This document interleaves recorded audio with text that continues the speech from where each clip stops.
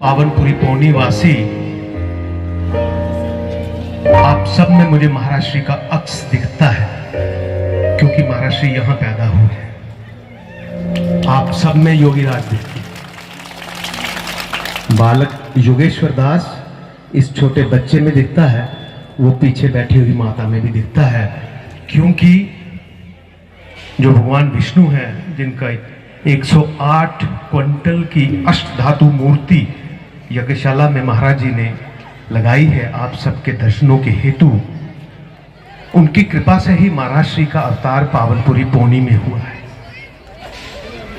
तो इसको अगर हम उठा करके देखें तो हम बहुत भाग्यशाली हैं जो महाराज श्री के सानिध्य में पैदा हुए।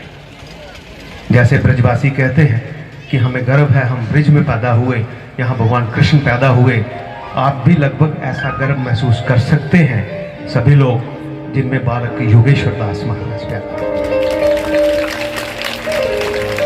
बद्रीनाथ की कठिन तपस्या के बाद महाराज श्री ने जो यज्ञों का लक्ष्य शुरू किया, तो उसके बाद ये लक्ष्य जो आकर के ठहरा है वो उसी स्थान पे ठहरा है, यहाँ ये ब्रह्म ऋषि पैदा हुए आप सभी लोगों के बीच में। कभी किसी ने सोचा नहीं था कि इतने बड़े यज्ञों की रचना इतनी छोटी सी जगह पर, लेकिन ये उनका अथाह प्रेम है, अथाह आसक्ति है आप लोगों के प्रति, जो महाराज श्री यहाँ पर इतने बड़े यज्ञ करते हैं और आप सभी को दर्शन होते हैं। इन सभी यज्ञों में एक नाम और है, महाराज श्री के सखा हैं।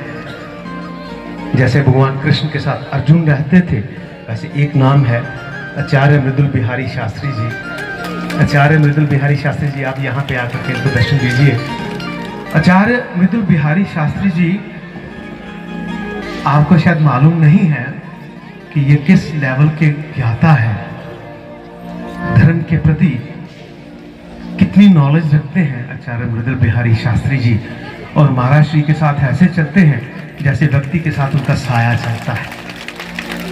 और इनका भी विशेष प्रेम है आप सभी लोगों के प्रति, जो वहाँ से महाराज श्री के एक इशारे से यहाँ पर आकर के इतने बड़े यज्ञों के लिए यज्ञ आचार्य की भूमिका निभाते हैं।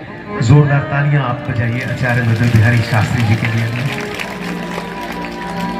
हमें गर्व है आचार्य जी, आप यहाँ पर आते हैं महाराज श्री के जन्म स्थान पर, और यहाँ पर आकर के इतने बड़े यज्ञों की रचना करवाते हैं महाराज श्री के साथ। और सबसे बड़ी बात मैं आपको एक और बताता हूँ, जब अंदर यज्ञ चल रहा होता है तो तब महाराज श्री और ये आपस में बात नहीं करते, महाराज श्री मात्र इनकी तरफ देखते बन हैं और ये समझ जाते हैं कि महाराज श्री क्या कह रहे हैं।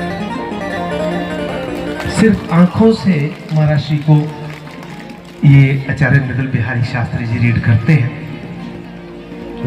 अपने प्रोफेशन के बहुत बड़े डॉक्टर हैं, जैसे डॉक्टर होते हैं ना बॉडी की जांच करने वाले, आचार्य मृदुल बिहारी जी अपने प्रोफेशन के अपना जो कार्य है, राष्ट्रीय प्रवक्ता है, बहुत बड़े डॉक्टर हैं आचार्य मृदुल बिहारी शास्त्री जी।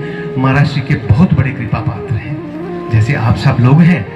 इनको भी पावनपुरी पौनी के साथ अथाह प्रेम है, बहुत ज्यादा लगाव है आप सभी लोगों के साथ।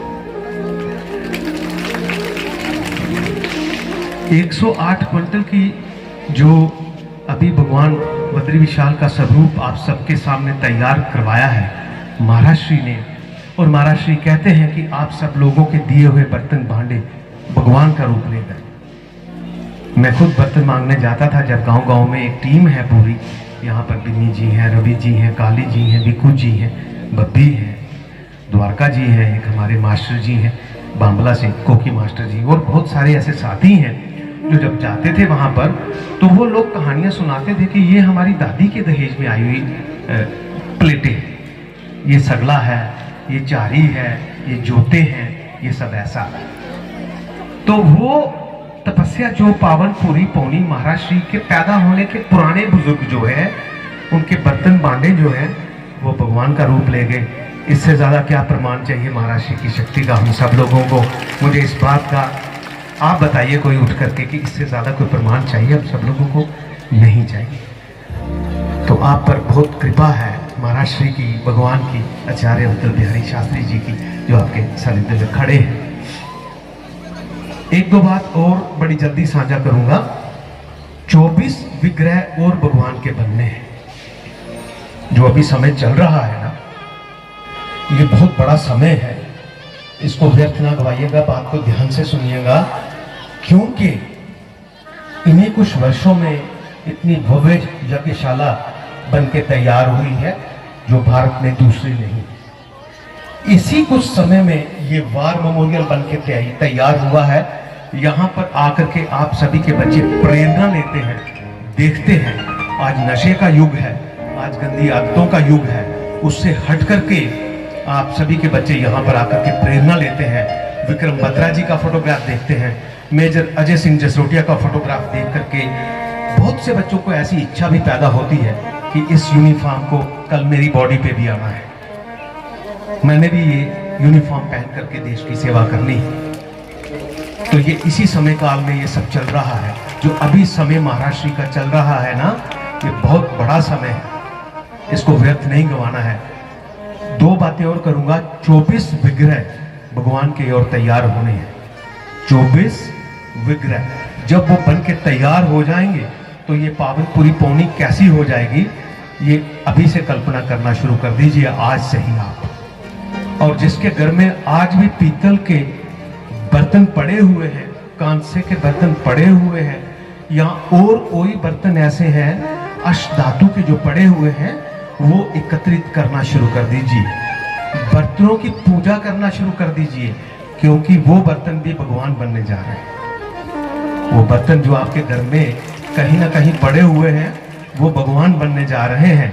इसलिए आप अपने उन बर्तनों की पूजा कीजिए और बड़ी श्रद्धा से उनको अपने सर पर उठा करके यज्ञशाला में आकर के जितनी मैनेजमेंट है उनके हवाले कर सकते हैं कि ये बर्तन है, इनको भी भगवान बना दीजिए महाराज श्री, इन बर्तनों को भी भगवान बना दीजिए। इतनी बड़ी बात है। ज्यादा से ज्यादा बर्तन जो है आप पीतल के ला सकते हैं। अभी 24 विग्रह ठाकुर जी के और बनने उसके लिए, और यो यज्ञ चल रहा है, इसमें जो भी सेवा करना चाहता है, वहां एक कमेटी है, एक कमेटी का गठन किया गया है।